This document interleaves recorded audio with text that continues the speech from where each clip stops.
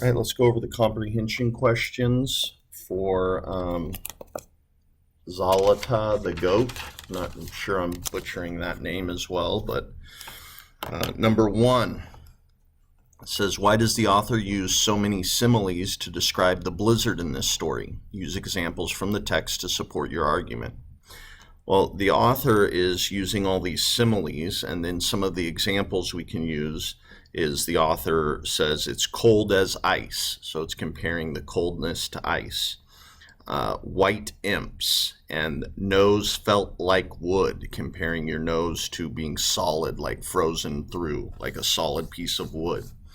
So the author is using all this simile because the author is really trying to convey to you, really trying to get you to understand exactly how cold and how terrible this blizzard is, okay? So if an author really wants you to be able to visualize, almost like feel that you're there, they're going to use a lot of description, a lot of figurative language like similes to really help you as the reader visualize exactly what it was like to be in that blizzard.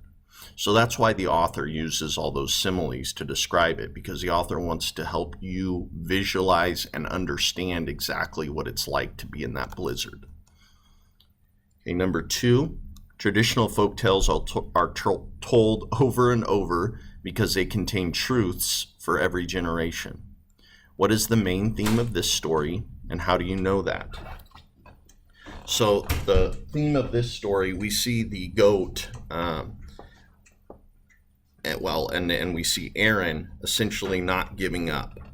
Okay, they face the blizzard. He overcomes these obstacles. So the theme of our story here is to not give up, even in the face of obstacles. And then our evidence of this, how we know that, is because Aaron keeps going in spite of the blizzard. And when he finds the haystack, he makes himself a warm shelter from it. He is going to overcome the problem. He's not going to give up. Okay, number three, compare Charlie in the Summer of the Swans to Aaron in this selection. Do you think the difference in their circumstances made a difference in the way they felt when they were separated from their families? So this is kind of what you think, but you do want to back it up with some evidence from the text.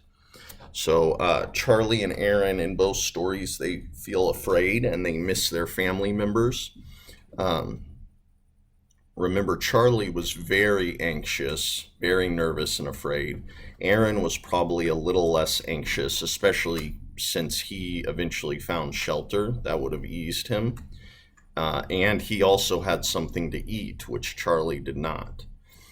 And also Aaron has Zlateh to keep him company, and Charlie was all by himself. So those are some differences, but they both were alone and afraid, but Aaron had a few other things going for him that Charlie did not. All right, thanks again for listening, and I'll see you on the next one.